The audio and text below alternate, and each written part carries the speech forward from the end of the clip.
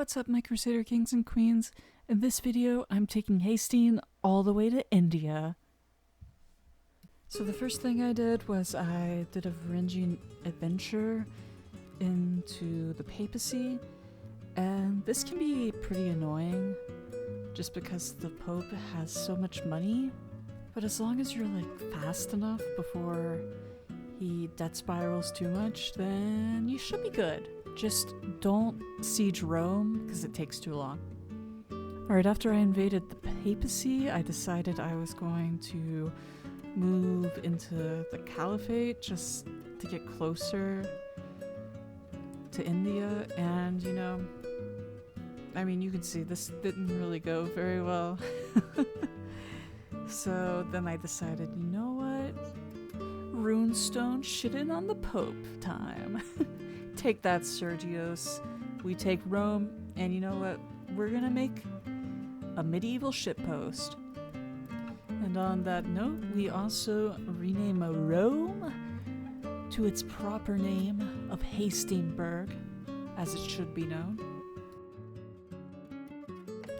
After my failed campaign in the Caliphate, I decided, you know what? We're gonna go into Armenia. They're weaker.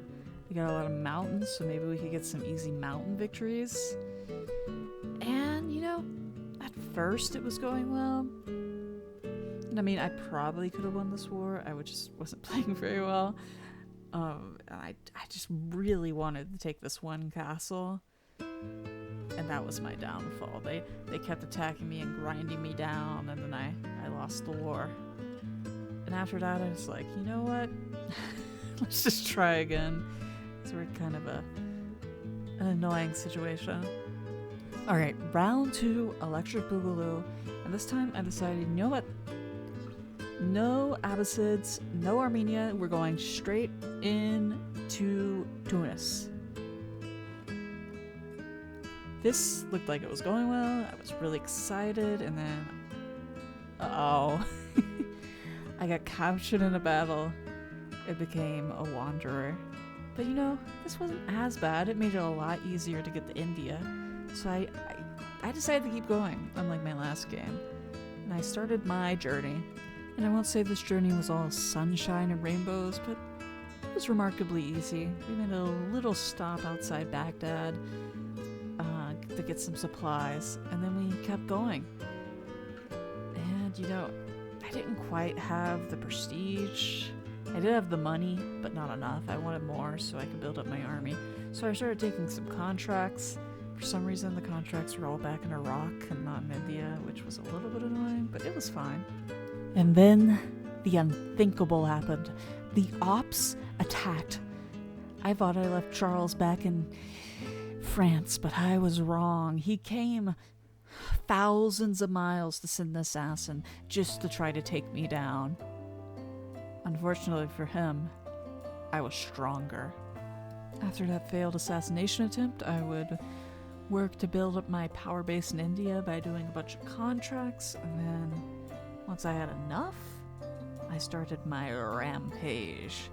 So as you can see here, I began doing some small wars against some single province miners and some other smaller nations to start building my power base.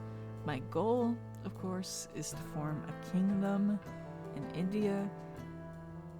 And I must say, it wasn't that difficult.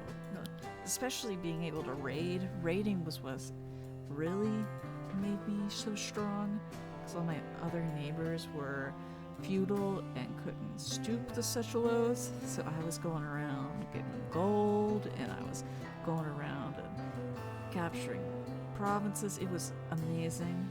Great Haesteinn gameplay, the typical Haesteinn gameplay, really, and it was a lot of fun. But it was only the beginning. And at this point, I was feeling kind of unstoppable. Kept going, more wars, and you know what? Didn't have any trouble, not anything at all. It wouldn't last forever, of course, but you know, for the moment, things were great. And I thought I should, you know, I've been here for a little while now, might as well settle down, leave my mark on India. And I decided to name my current capital. I'd give it away later. For some reason, I should have kept it, because, you know, Haesteindria. It should be the capital, but no, I gave it to my son Ragnar. But, you know, I'm sure he'd rule it well. That happens later. I don't think I actually show it, but I did give it to him. Haesteindria is the shining jewel of India. And well, unfortunately, the good times couldn't last forever, and Chola in the south came to ruin my victory parade. The man was a conqueror down there, and he wanted the Holy War, some of my, I guess you could call them ill-gotten gains, but they're rightfully Haestein's, let's be honest. And this war, I'll say it was pretty touch and go. I didn't think I was going to win it at first, but I got some really lucky calls, and I was able to marry off all my daughters, get some good allies, and we were able to trick them by fighting me in the jungles, and, you know, it was touch and go. They were sieging down places. They even sieged down Haesteindria at one point. But it was all for naught on their end. I was able to beat them, got some cheeky victories, and I unsieged Haesteindria. So now we reached the final leg of my campaign, and I was just looking at what else I needed to conquer for Oriza in order to form the kingdom, and my first one, I decided to go, it's the big fish instead of small fry, just because I thought, you know, get the more difficult thing out of the way first. So I invaded Paula for a pretty big duchy, probably one of the bigger ones in the game. I don't know that for sure, it just seems pretty big. And you know, this war ended up being pretty much a cakewalk, and then I finally invaded the little guy. But to my horror, there was another attempt on my life. It was a random count from France.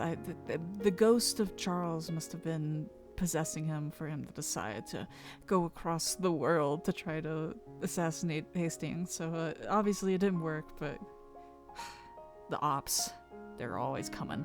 So then I did a final bit of raiding, and I finally had enough money to form Oriza. And you know what? I'm like, Oriza, that's not that good of a name. So I renamed it to Belgium for some reason. Not exactly sure what my motivation was behind that, but you know, Haesteinn, King of Belgium. It sounds better than King of Oriza, let's be honest. I'm just kidding. I don't know why I did that. I also made the flag look like Belgium to the best of my ability. Well, yep. That was this campaign. I hope you all enjoyed this video, and tell me what you think about this format. Should I do like commentary while I play, or do you prefer these like after the fact narrations? Please let me know. Bye!